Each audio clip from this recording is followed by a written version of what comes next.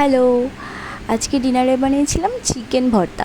তো কিছুটা frozen chicken ফ্রিজে রাখা ছিল, ভেবেছিলাম চিকেন কষা বা চিকেনের ঝোল কিছু একটা বানাবো রাতের জন্য। তো ওসব কিছু বানাতেও বা খেতেও কোনোটাই ইচ্ছে করছিল না, ওই জন্য ভাবলাম যে একটু চিকেন ভর্তা বানাই, অনেক দিন বানানো হয় না।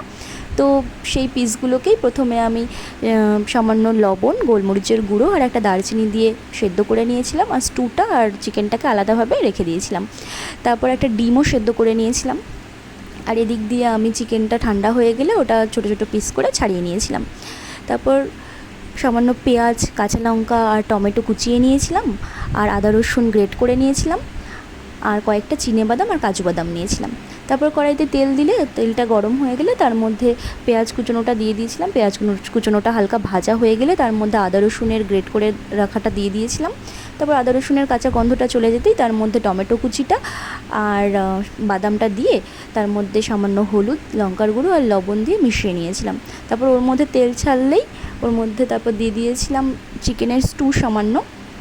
এবার ভালো করে মিশিয়ে নিয়ে ওটা ফুটে উঠলে ওটাকে আলাদা পাত্রে ঠান্ডা করতে রেখে দিয়েছিলাম। তারপর ঠান্ডা হয়ে গেলে ওটাকে মিক্সার গ্রাইন্ডারে দিয়ে ভালো করে ব্লেন্ড করে নিয়েছিলাম। এবার আবারও সামান্য বাটার দিয়ে কড়াইতে আর দিয়ে দিয়েছিলাম জিরে আর কাঁচা লঙ্কা। ব্যাস ওটাকে ভালো করে মিশিয়ে নিয়ে তার মধ্যে দিয়ে দিয়েছিলাম সামান্য ধনে গুঁড়ো, হলুদ আর জিরে গুঁড়ো। এবার ওগুলো দিয়ে ভালো করে মিশিয়ে নিয়ে তার মধ্যে দিয়ে দিয়েছিলাম যে মশলাটা আমি ব্লেন্ড করে রেখেছিলাম প্রথমে, সে মশলাটা দিয়ে ভালো করে মিশিয়ে নিয়ে ওটাকে আমি কিছুক্ষণের জন্য ঢেকে রেখেছিলাম।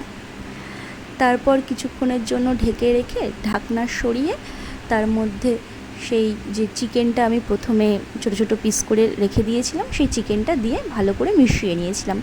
মেশানো হয়ে গেলে তার মধ্যে সামান্য আবার যে স্টুটা আমি রেখেছিলাম চিকেনে, সেই স্টুটা দিয়ে ওটাকে আবারও নাড়াচাড়া করে ঢেকে রেখে দিয়েছিলাম যাতে চিকেনের মধ্যে মশলাগুলো ভালো মতো চলে যায়। তারপর ঢাকনা সরিয়ে ওর মধ্যে দিয়ে দিয়েছিলাম সামান্য দুধ, যেহেতু আমার কাছে ফ্রেশ ক্রিম ছিল না ওই জন্য একটু দুধ দিয়ে দিয়েছিলাম। তো তারপর গার্নিশের জন্য ওপর দিয়ে ছড়িয়ে দিয়েছিলাম কাসুরি মেথি, আর যে ডিমটা আমি সেদ্ধ করেছিলাম সেটাই ছোটো ছোটো লম্বা লম্বা করে পিস করে কেটে নিয়েছিলাম, সেটা ওপর দিয়ে গার্নিশ করে দিয়েছিলাম। ব্যাস আমার রেডি হয়ে গিয়েছিল চিকেন ভর্তা। আগেও বানিয়েছিলাম চিকেন ভর্তা, এটা বেশ খেতে আমার ভালো লাগে। তো অনেক দিন পর আবার বানালাম। টাটা।